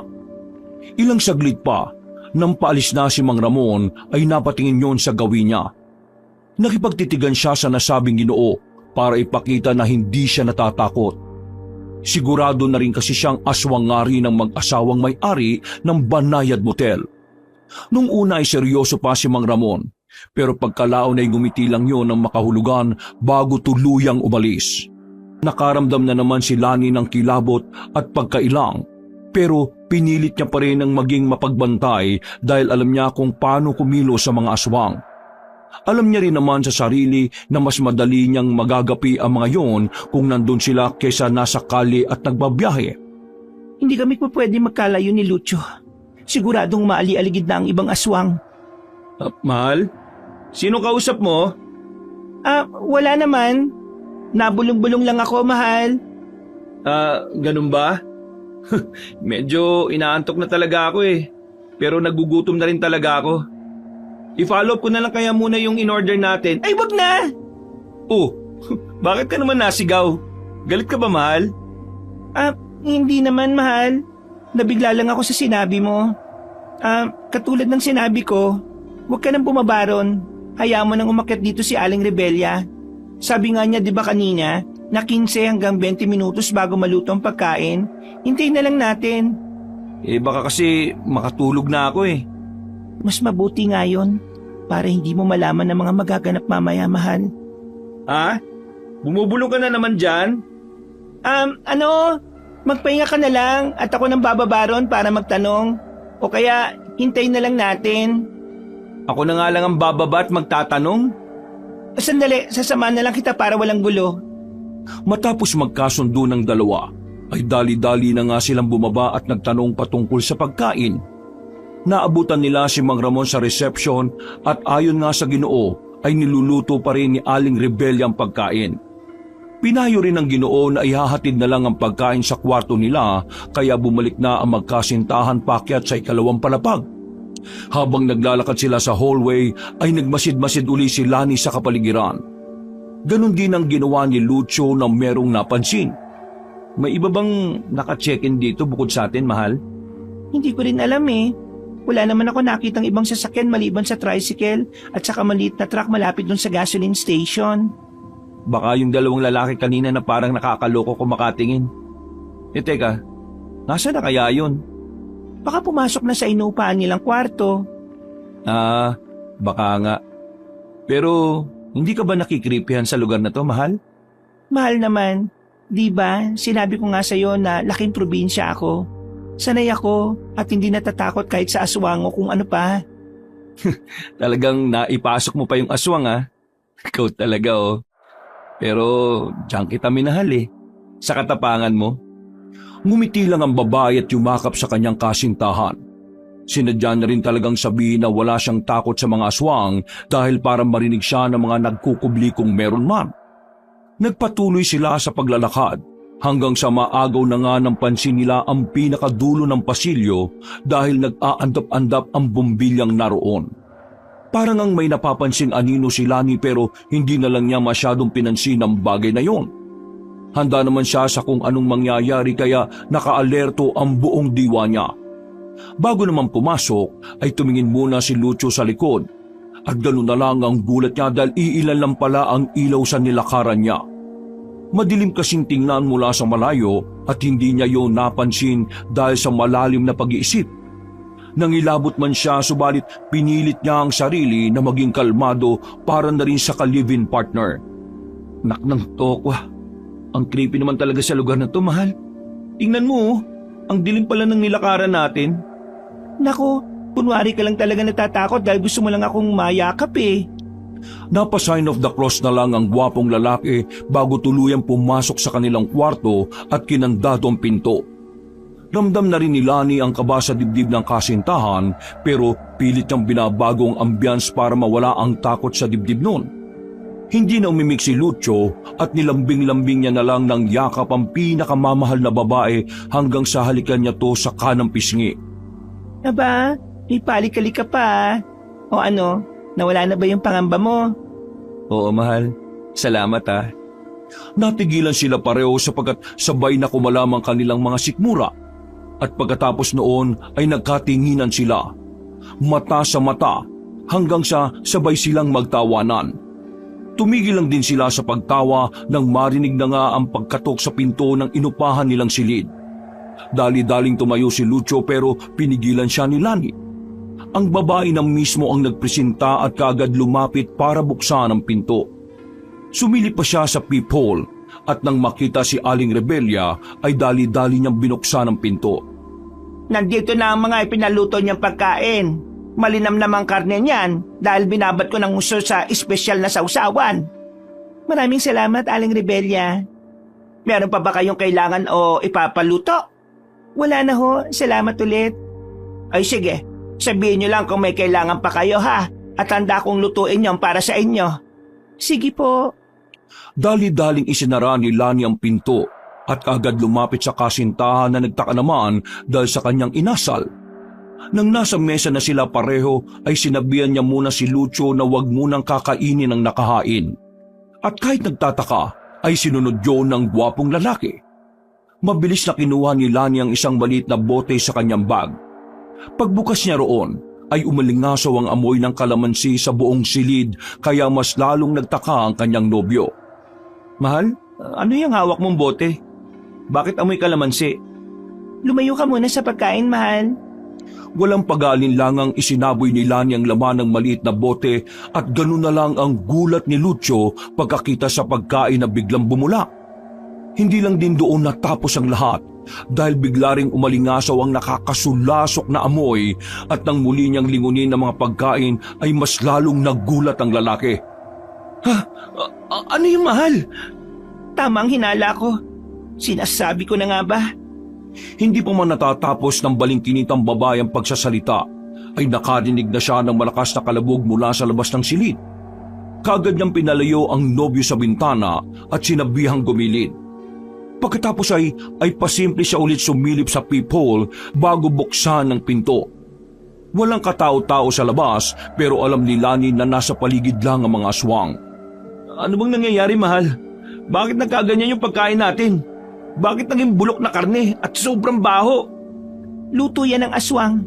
Manahimik ka muna sa isang sulok, mahal, dahil nasa paligid-ligid lang sila. Ha? Ano bang sinasabi mo? Basta makinig ka lang, mahal, pakiusap. Paano ko makikinig sa'yo, mahal? Tungkol sa aswang-aswang na naman yung pinagsasabi mo. Totoong aswang. Ang mag-asawang may-ari nitong motel, mga aswang sila pati yung dalawang lalaki ron kanina sa gasolinahan. Ha? Bakit ngayon mo lang to sinasabi sa akin? Dapat pala, hindi na tayo huminto rito. Nagdire-diretso na lang sana tayo. Tara, umalis na tayo dito kung ganun. Mas mapapaamak tayo kung sa daan natin sila makakainkwentro. Sinadya ko dito manuluyan para madali ko sila makikita kung sakaling sumalakay sila. Napakunot ng noo si Lucio dahil hindi niya maunawaan ang gustong iparating ni Lani. Para kasing ang dating sa kanya ay lalabanan ng kanyang nobya ang mga aswang. Dahil doon ay nilapitan niya ang babae at tinawakan sa magkabilang balikat bago pinagmasdan ng mata sa mata. Mahal, pinaprank mo ba ako? Nagugulan ako sa mga sinasabi mo eh. Hindi pa natatapos ng gwapong lalaki ang pagsasalita, subalit meron na namang kumatok. At sinundan niyo ng malumanay na boses ni Mang Ramon at Aling Rebelya mula sa labas ng inuupahan nilang silid. Nagustuhan niyo ba ang mga pagkain? Kung gusto nyo, meron pa kaming ihahandang pagkain. Lubayan niyo kami! Kung ayaw niyo magkagulo tayo! Mahal, huwag ka naman ganyan sa mga matatanda. Ano bang nangyayari sa'yo? Mas matanda sa atin yung mga kausap mo sa labas. Maintindihan mo rin ako, mahal. Kaya sinasabi ko sa'yo, huwag ka na munang makialam, utang na loob naman. Anong huwag makialam? Mahal naman oh, ano bang nangyayari? Hindi mo kasi ipaliwanag sa akin na mabuti para maintindihan ko eh. Oo nga naman, Lailani. Bakit hindi mo ipaliwanag sa nobi mo at sabihin mong buong katotohanan patungkol sa'yo?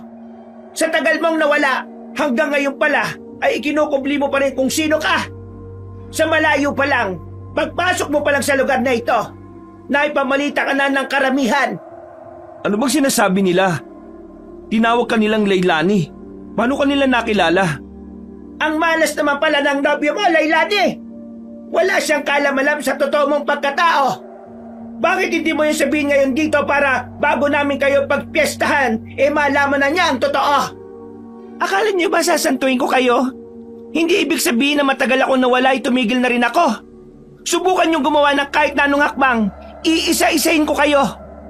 Matapang ka pa rin talagang babae ka. Akala mo siguro katulad pa rin ng dati ang kalakaran sa lugar na ito, ano?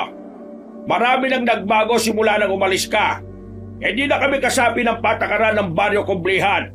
Kaya kung ano man ang gawin namin sa inyo, ay walang tutulong kahit ang ama-amahan mong si Castor.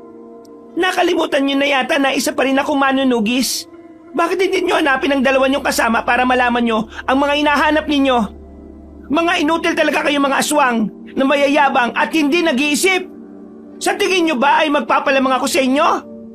Nang sabihin niya yon, ay nadinig nila mula sa labas ng pinto ang nagngangalit na mga garalgal na boses. Nang ibaling niya ang paningin sa ilalim ng pinto, ay nakita nga niya ang mga anino roon na tila nagbabago ng anyo. Pagkakita rin ni Lucio sa mga nasabing anino, ay nagulat siya at napatras.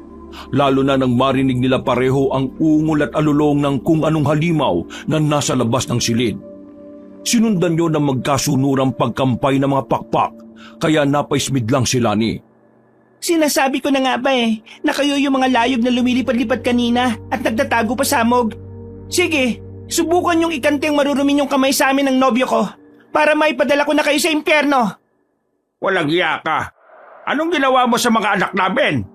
Kapag nalabang kong pinatay mo sila, hindi kami mag-atubiling patayin din kayo.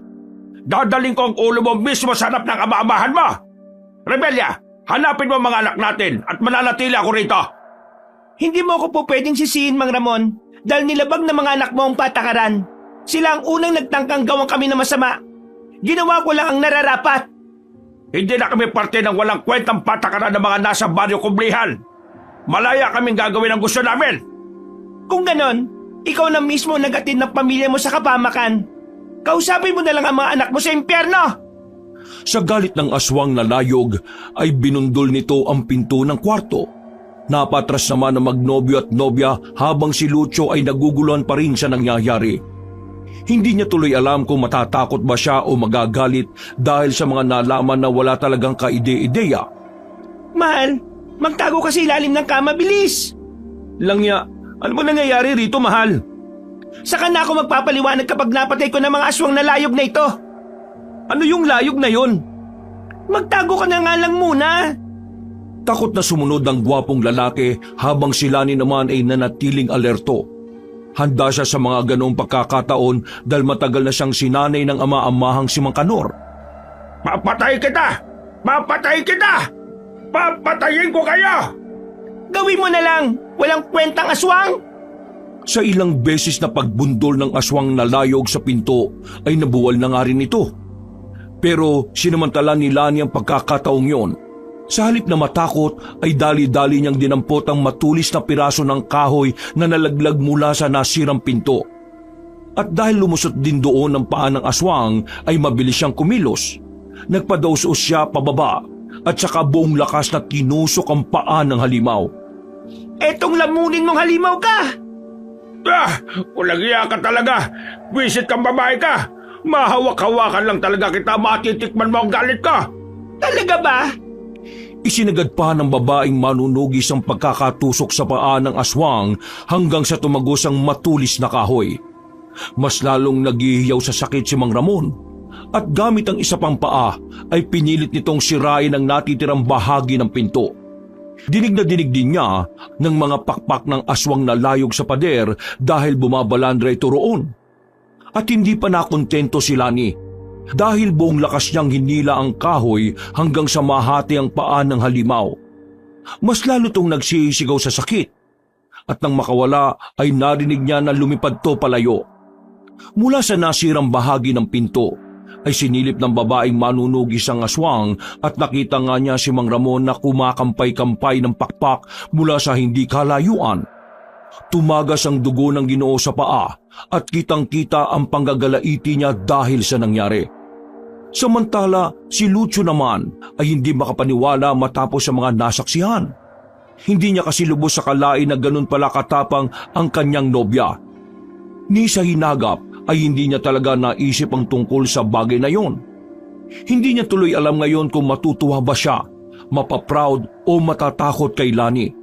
Matapos yung makita na nakipagsagupa sa nakakatakot na nilalang. Ano, Mang Ramon? Magtatanda ka na ba?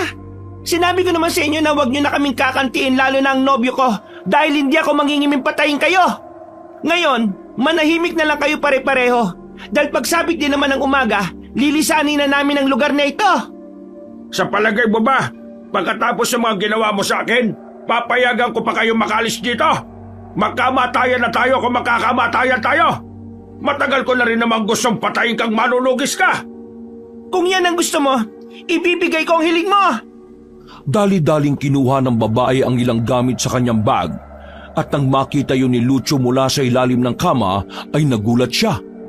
Hindi rin nakalain ng gwapong lalaki na may mga ganong klase ng kagamitan pala ang kanyang kasintahan.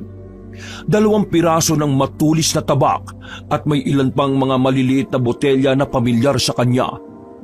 Naalala niya kasi noon na nakita niya na mga yun sa silid nila, pero inakala niya lang na parte ng pagpapaganda ni Lani kaya hindi niya na rin pinansin. Nang nakuha na ng babae ang mga nasabing sandata, ay matapang niyang binuksan ang nasirang pinto. Pagkatapos ay binuksan niya ang isa pang botelya gamit ang bibig at habang pasugod si Mang Ramon ay dali-dali niyang sinaboy ang laman ng nasabing botelya. Nakaiwas ang lalaking layog pero natamaan siya sa magkabilang parte ng pakpak.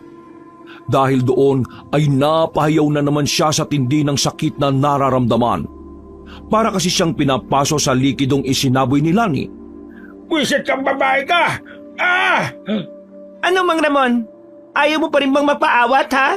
Bibigyan pa kita ng uling tsansa at pagkakataon na yon para umalis kayo rito ng asawa mo. Naantala na ang kanilang pag-uusap dahil biglang dumating si Aling Rebelya na nasa anyong layog na rin. Kitang-kita sa mukha ng babaeng aswang ang galit habang papalapit sa asawa at bukod doon ay umiiyak din siya. Nang maglapit na ang dalawa, maya-maya pa ay bigla na lang silang umungol ng umungol. Umalingaw-ngaw ang ungol na yon sa buong paligid kaya mas naging alerto si Lani. Batid niya kasi na tila nagtatawag ng atensyon ang mag-asawang layog sa iba pang aswang na nasa paligid. At nang matapos ang kanilang pag-ungol at sa kanila hinarap ang babaeng manunugis na nakatayo pa rin sa tapat ng pintuan ng inuupahan nilang silid. Ginilitan mo nagleeg ang mga anak ka! Buhay ang kinuha mo, kaya buhay rin ang kapalit nito! Magbabayad ka sa ginawa mong ito! Mahihirapan kita ng gusto at magkugutay-gutayin ko sa harapan mo ang katawan ng pinakamamahal mong lalaki! Humanda kang hayop kang babae ka! Bago mo ako pag-isipan na patayin, tingnan mo muna ang lagay ng asawa mo, Aling Rebelya. Pare-pareho ko kayong ihahatid sa impyerno. Dahil doon ay napalingon ng babaeng aswang sa kanyang asawa at nang makita niyang duguan ng mga pakpak noon ay nag-alala siya ng gusto para rito. Mas lalo rin siyang nagalit kay Lani at dahil doon ay napaungol na naman siya ng ubod lakas. Pero hindi na hinayaan yun ng manunugis na mangyari pa. Batid na niya kasi ang pag-ungol na yon ay nanghihikayat pa ng ibang aswang para mapaslang na rin siya. Tumakbo siya palapit sa mga aswang at dali-dalim binuksan ng iba pang maliit na botelya. Inalalaya naman ni Aling Rebelya ang asawa para takasan si Lani. Hayaan mo na ako rito, Rebelya! Hindi tayo pwede mamatay ng dalawa! Puntiryahin mo ang lalaking kasama niya dahil mas madali natin siyang mapapatalima kapag hawak natin ang lalaking yon! Bilis na! Pero paano ka? Wala na tayong oras! Bilis na! Kung gusto mong may pagiganti ang mga anak natin, magmadali ka na! Sa tingin niyo ba hayaan ko kayong gawin yon? Papatayin ko na kayong dalawa ngayon din! Isinaboy kagad ni Lani ang laman ng maliit na boteng hawak niya. Diretsyong tumama yun sa mukha ni Mang Ramon kaya napasigaw yun ng husto dahil sa sakit.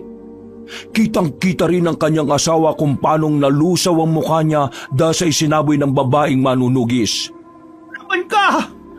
Alis na! Puntahan mo yung kasama ng walang iyang manunugis! Hindi na natapos ng lalaking layog ang pagsasalita dahil ginilitan na siya ng leeg ni Lani at pagkatapos ay inihagis yun sa babaeng layog. Galit na galit naman si Aling Rebelya habang nakatitig sa kanya mula sa ere at umiiyak na rin. Umiiyak-iyak ka pang aswang ka? Nasasaktan ka rin pala? Naiisip mo na ba ngayon na ganyan din ang mararamdaman ng mga inosyenteng taong binibiktima nyo? Hindi ko palalampasin tong ginawa mong walang yakang babae ka! Sa tingin mo ba, palalampasin ko rin tong ginawa nyo? Kahit magtulong-tulong pa kayong mga animal na aswang! Pagkatapos sumigaw ng malakas ay lumipad na palayo ang babaeng layog. Napatingin naman bigla si Lani sa kinaroroonan ng kanyang kasintahan dahil bigla yung sumigaw. Mahal! Lani! Tulong! Dali-daling tumakbo ang babae pabalik sa inuupahan nilang silid at pagpasok niya ron ay kaagad siyang napatingin sa butas ng kisame kung saan niya nakita si Lucio na inahatak ng kung sino. Doon ay nakita niyang isang malaking itim na pusa na siyang may hawak-hawak sa kanyang asawa. Hinihila ko ng malaking itim na pusa, mahal! Tulong! Tulong! Gago kang aswang ka! Doon ay tumambad na nga sa kanya ang itsura ng asawa na nakabaliktad na tila nakadikit na sa dingding. Puno pa rin ng kalmot ang mukha noon at iba pang parte ng katawan. Bitiwan mo siya kung ayaw mong ikaw naman na mapugutan ng ulo! Tulong, mahal! Tulungan mo ako! Tutulungan na sana ng babaeng manunugis ang kanyang nobyo, kaya lang ay bigla namang mayroong bumundol sa kanya mula sa labas. Hindi kaagad nakita yun ni Lani kaya tinamaan siya at tumalsik sa kama. Umikot siya at paggala ng tingin ay doon nga niya nakita si Aling Rebelya na nagtiklop ng mga pakpak paglapag sa sahig. Sinikap bumangon ng babaeng manunugis sa kamang pinagtalsikan niya. Kaya lang ay umuga na naman ito at pagkatapos ay nakarinig siya ng tawanan ng tila mga demonyong nasa ilalim ng kama. Mabutit dumating na rin kayo! Pagtulungan na natin ang manunugis para tayo nang mamuno sa Baryo Kublihan! Pusang itim! Ibigay mo sa akin ang lalaking yan! Dahil ipaparanas ko sa kanyang matinding kamatayan na hindi niya pa nararanasan! Sa harap mismo ng manunugis na yan, bibiyakin ko ang tiyan ng lalaking yan at maghiwa-hiwalayin ko ang laman loob niya. Bakit ko naman ibibigay sa iyo ang pagkain ko? Ako ang nakauna sa taong to, kaya sa akin lang siya. Huwag ka na magmatigas pa. Pagkatapos kong patayin ng lalaking yan sa harap ng babaeng to na pumatay sa pamilya ko, kahit sa inyo na siya, kayo na ang bahalang pumugot sa ulo niya at ihandog nyo kay Pinunong Castor. Wala na akong pakialam. Ang mahalaga sa akin ngayon ay makita silang mamatay pareho. Dahil sa mga narinig ni Lucio ay kinumutan siya ng matinding takot. Ramdam na ramdam niya na tila ba may kung anong mabigat na presensya ang unti-unting yumakap sa kanya dahilan para magtaasa ng kanyang mga balahibo at magsimula nang ang bumilis ang pagkabog ng kanyang dibdib. Humalakak naman bigla si Aling Rebelya matapos makita ang kasintahan ni Lani na takot na takot. Nasaan na ngayon ang tapang mo, Lailani? Natigilan na ang babaeng layog sa pagsasalita matapos siyang makita na meron nang ang hawak-hawak si Lani. Pagtingin niya roon ay may isang maliit na aswang nang nangingisay matapos tusukin ang manunugis ng tabak sa magkabilang leeg. Nagitla rin siya nang ihagis pa ang katawan ng patay na aswang sa gawin niya, kaya dali-dali niyang isinalag ang mga pakpak. Samantala, nanatili naman si Lucio na nakabaliktad habang nakikipagatakan sa aswang na nag-anyong malaking pusa. Mahal! Tulungan mo ako! Kunin mo to, mahal, at isawin mo sa aswang na yan. Pagkahagis ng maliit na botelya ay saka na hinarap ni Lani ang aswang na layog na patakas na naman. Pero bago pa siya makalabas ng silid ay lumipad na ulit ang nasabing kalaban. Dahil doon ay isinara na lamang muna niya ang pinto at nag-focus sa aswang na umihila kay Lucio. Hinigit niya ang gwapong lalaki hanggang sa mahulog sila pareho, subalit nanatili sa butas ng kisame ang aswang na nag-anyong pusa. Nakita pa nila ang namumula nitong mga mata at naglalaway nitong bibig habang nakatingin sa kanila. Dahil doon ay inusog niya ang kasintahan hanggang sa bumalandra sa gilid ng kama at pagkatapos ay buong tapang niyang nilundag ang aswang at hinigit. Kumalmot-kalmot pa yon sa kamay niya, pero hindi alintana ni Lani, wala siyang pakialam kahit anong gawin ng aswang dahil mas nanaig ang pagnanais niyang mapatay ito. Matigas kang aswang ka, ha? Ilang beses niyang pinagsasasaksak ang katawan nito hanggang sa pareho na silang mahulog din sa sahig. Pagtayo ay dali-dali niyang sinipa ang aswang saka tumakbo papunta sa kinaroroonan ni Lucio, na gulat pa rin sa mga nangyayari. At doon na nga tumambad sa kanilang paningin ang totoong itsura ng aswang na kanina'y nag-anyong malaking pusa. Mahahaba mga kamay at paa na saktong-sakto sa bawat kanto ng katre. Nakabaliktad din ang ulo nito na parang gagamba, habang galit na nakatingin sa kanila. Sa takot ni Lucio ay para siyang bata na nagtago sa likod ni Lani. Mahal, anong klaseng nilalang yan? Hindi ko rin alam.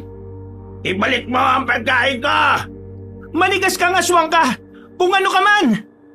Kagad sinaboy ni Lani ang natitirang maliit na botelya at nang tumama yun sa katawan ng nasabing halimaw ay bigla yung nangisay. Hanggang sa umusok na ang buo nitong katawan. Nagulat pa nung atakihin sila kaya naman kagad dinatak ni Lani si Lucio hanggang sa mapunta sila sa sahig na katapat ng pinto ng banyo. Nang mapatingin sila roon, sabay nilang nakita ang nagngangalit na itsura ng halimaw. Gumagapang-gapang pa yon palapit sa kanila, pero tinalunan na ni Lani ang aswang at pinagsasasaksak sa muka hanggang sa tumagas ang nangingitim na dugo sa sahig. Tumigil lang siya nang mawalan ng buhay ang nasabing aswang at nang lingunin niya si Lucio ay naawa siya para sa lalaki. Halatang halata kasi ang matinding takot sa mukha nito. Nang lumapit nga siya ay napatras ang gwapong binata na pati yata sa kanya ay natakot na rin. Mahal, ako to si Lani. Ako pa rin to. Niyakap niya ang kasintahan kaya doon niya naramdaman ang panginginig ng katawan nito. Mas lalo tuloy siyang nahabag para sa lalaki, lalo na nang marinig ang nangangatal nitong boses. Umalis na tayo rito, please. Oo, mahal. Aalis na tayo rito. Huwag kang mag-alala. Hindi ko hayaang may mangyaring masama sa'yo. Inalalayan niyang tumayo ang lalaki at pagkatapos ay kinuha na rin niya ang mga gamit nila. Siniguro niyang dala nila ang susi ng sasakyan. Alam niya sa sarili na delikado pa rin sa labas pero ayaw niyang makita ang kasintahan sa ganoong kalagayan. Kaya mas pinili na lang din niya ang umalis. Hindi rin naman kasi niya inakala na ibang-iba na ang batas ngayon ng mga aswang na iniwan niya sa Baryo Kublihan. Noon kasing nandun pa siya ay hindi basta-basta nakakapatay ng tao ang mga aswang. May mga sinusunod silang batas at isa sa mga batas na yon ay kapag sino man ang magtangkang pumatay ng inosenteng tao nang walang pahintulot, ganun din ang magiging kaparusahan. Kamatayan. Nang handa na sila, ay sumilip muna si Lani sa labas upang alamin kung nasa na si Aling Rebelya. Nang masiguro niyang ligtas ang daan, ay dali-dali silang lumabas ng silid at nagtungo sa parking lot na nasa likod. Pagkakita ng dalawa sa kanilang sasakyan, ay nagmamadali silang tumakbo roon. Kagad pinapasok ni Lani si Lucio sa loob at sinabing siya na rin ang magmamaneho. Pero ganun na lang din ang gulat nila dahil pag-check ng gulong ng sasakyan ay butas na ang harapan nito. Napabuntong hininga ang balingkinitang babae habang pinagmamasdan ng kanyang nobyo na takot pa rin. Mahal, binutas na yung gulong ng sasakyan natin. Kailangan nating umanap ng ibang masasakyan. Mamamatay na ba tayo dito, mahal? Hindi. Sinasabi ko naman sa'yo na hindi ko papayagan na mangyari yun, di ba? Magtiwala ka sa akin. Magtiwala? Paano pa ako magtitiwala sa iyo, mahal? Sa 5 taon natin magkarelasyon, hindi mo sinabi sa akin ang tungkol sa bagay na to. Ginawa ko yung para rin sa'yo. At alam kong hindi mo ako maintindihan katulad ngayon. Hindi ka nga naniniwala sa aswang eh. Hindi ko alam. Gusto ko na makalis sa lugar na to. Kung gusto mo makaalis, alisin mo yung takot ngayon sa sarili mo. Kaya kitang iligtas dito, mahal. Pero kung ikaw mismo, hindi mo tutulungan ang sarili mo, mahirapan akong maisalba tayo rito pareho. Bakit parang kasalanan ko pa ngayon? Saka na tayo magdiskusyon, utang na loob. Kailangan muna natin makalis dito bago pa magtawag ng mga kasama si Aling Rebelya. Natigilan na si Lani sa pagpapaliwanag dahil narinig na nila ang pag-ungol ng aswang na layog. Dahil doon ay dali-dali niyang hinatak si Lucio palayo sa sasakyan. Iniwan na rin nila ang mga gamit doon dahil masyado na tong pabigat. Habang palingon-lingon sa himpapawid, ay hatak-hatak niya pa rin ang lalaking pinangunahan na naman ng takot. Hindi rin naman masisi yun dahil ito ang unang beses ni Lucio na makaengkwentro ng mga aswang. Saglit silang napahinto at nagtago sa isang gilid. Matapos marinig muli ang pagsigaw ng aswang na layog. Pagkalaon ay malakas yung nagsalita na halatang galit na galit. Sige, magtago lang kayo na magtago. Habang malalim na ang gabi, ay hindi ako titigil hanggat hindi ko kayo napapatay na dalawa. Mamamatay na ba talaga tayo rito? Lucio, ano ka ba? Huwag kang umasa na parang bata ngayon. Hindi tayo mamamatay dito. Magkasama tayong aalis. Pangako ko yan, mahal. Wala nang inaksayang oras pa si Lani. Hatak-hatak si Lucio ay mabilis silang umalis sa pinagkukublihan. Nagtuloy-tuloy lang sila sa paglabas ng motel hanggang sa marating na nga ang gasolinahan. Nang makita naman ng gwapong lalaking malit na truck doon, ay tumigil din siya saglit. Kaya natigilan din ang nobya niyang humahatak sa kanya. Bakit ka uminto? Yung truck, pwede natin gamitin yon. Kaya mong patakbuhin? Basta hindi flat ang gulong, kaya ko yan. O tara na. Tinungo nga kagad nila ang nasabing truck at mabuti na lang din ay walang salamin ang bintana kaya mabilis nilang nabuksan. Habang abala ang aswang na layog sa paghahanap sa kanila sa motel, ay kagad na sinubukang paandarin ni Lucio ang maliit na truck. Halata ang takot sa kanya dahil kitang-kita ni Lani ang matinding panginginig ng mga kamay niya habang pinagdidikit ang mga wire sa ilalim ng manibela. Makailang beses pang ang natanggal yun dahil doon, kaya hinawakan muna saglit ng babae ang kamay ng nobyo. Mahal, makinig ka sa akin eh. Makakalis tayo dito ng ligtas dahil magagawa mong mapaandar ang sasakyan na ito. Pangako ko sa iyo na pagkatapos nito, sasabihin ko sa iyo ang lahat-lahat at hindi na ako maglilihim pa. Dahil sa mga sinabi niyang yon, kahit papaano ay nakahinga ng maluwag si Lucio. Kaya napagdikit na niya ang mga wire na maliliit sa truck. Nang umugong ang sasakyan, ay nabaling naman doon ang atensyon ng aswang na layog kaya sumigaw na naman to sa galit. Hindi kayo makakatakot sa mga hayop kayo! Magmanyaw ka lang, mahal. Ako nang bahala sa aswang na ito. Kagad ngang minaniobra ni Lucio ang sasakyan hanggang sa tuluyan silang makalis sa lugar na yon. Pero mabilis pa rin silang sinundan ng aswang. Kaya naman mula sa bintana ng maliit na truck ay umakyat si Lani sa bubungan. Nagpatuloy naman sa pagmamaneho ang lalaki kahit na takot na talaga to sa mga nagaganap. Sige, sumugod kang animal kang aswang ka. Hindi ako natatakot sa'yo. Galit na sumalakay ang aswang na layog at nang dadagitin na niya si Lani ay kusayong lumundag sa kanya. Pinagkakakalmot ng aswang ang mukha ng babaeng manunugis pero hindi yun iniinda. Binunot niya kagad ang patalim na ginamit sa pagpatay sa aswang at saka mabilis na tinusok ang isang pakpak nito. Umigtad sila hanggang sa mahulog sa isang puno. Nang makita yun ni Lucio mula sa side mirror ay huminto siya at takot na napasigaw. Lani! Bababa na sana siya ng sasakyan pero nakita niyang nahulog sa puno ang aswang na putol na ang isang pakpak. At kasunod na noon si Lenny na duguan na rin. Tumayo pa ang galit na si Aling Rebelya at nahihirapang maglakad palapit sa lalaking takot na takot.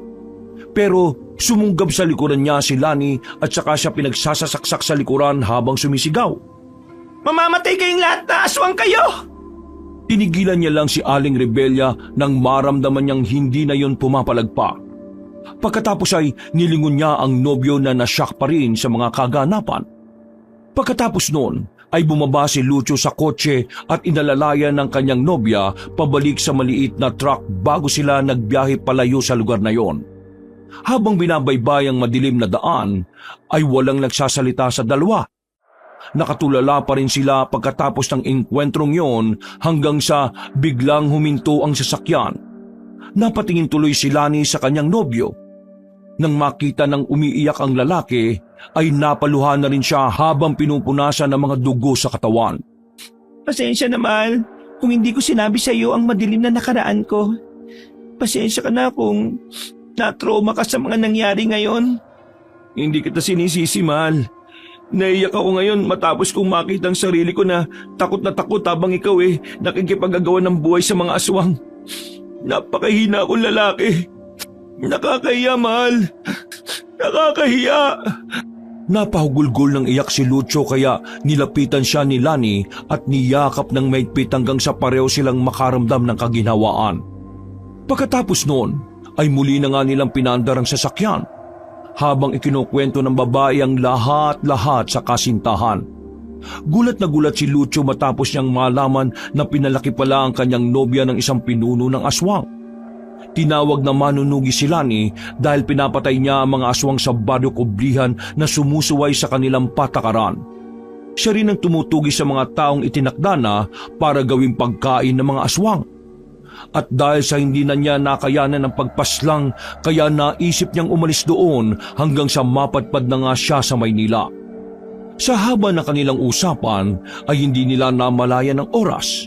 Pagdating sa kabilang bayan ay laking gulat nila nang makita ang kotse ni Pablito. Hindi nga nagkamali si Lani dahil bumaba kagad ang matabang lalaki sa kotse nito saka sila hinarap habang nakangiti. Hindi ba delikado kung lalabas ka, mahal? Huwag ka mag-alala. Wala siyang gagawin sa atin. Kung may balak siyang masama sa atin, matagal niya na yung ginawa yon. Doon pa lang nung nakita niya tayo. Naikwento na rin kasi ni Lani ang tungkol kay Pablito pati sa aswang na nasa stopover kaya ganun na lang din ang reaksyon ng lalaki. Kagad nang bumaba ang babaeng manunugi saka kinausap ang matandang lalaki. Huwag ka mag-alala. Wala akong balak na masama. Gusto ko lang sabihin sa iyo na alam na ni Pinunong Castor na nandito ko na ulit sa lugar na to. Gusto niya lang ding ipaabot na natutuwa siya. Sana raw bumalik ka na para makontrol na ulit ang mga kasapi na sumusuway sa patakaran. Pasensya na, pero nagpunta lang ako sa lugar na to para dumalo ng kasal. Wala akong balak na bumalik pa sa dati. Pakisabi na rin kay Tay Castor na salamat at natutuwa pa rin siya sa akin. Pakialalahanan na lang din ng iba na huwag na silang magtangka kung ayaw nilang matulad sa mag-asawang layog na may-ari ng panuluyan. Makakarating. O paano? Mag-iingat ka ha. Sana hindi na tayo magkita. Yan din ang gusto ko. Sana hindi na mag-cruise ang landas natin. Ikaw nang bahala kay Tatay Castor, ha? Makakaasa ka. Pakisabi ulit sa asawa mo na salamat ah. Tumango na lang si Lani bago bumalik sa maliit na truck. Ilang saglit pa, nang makita nilang bumalik na rin sa kotse si Pablito, ay tuloy-tuloy na sila sa pagmamaneho papunta sa patutunguhan.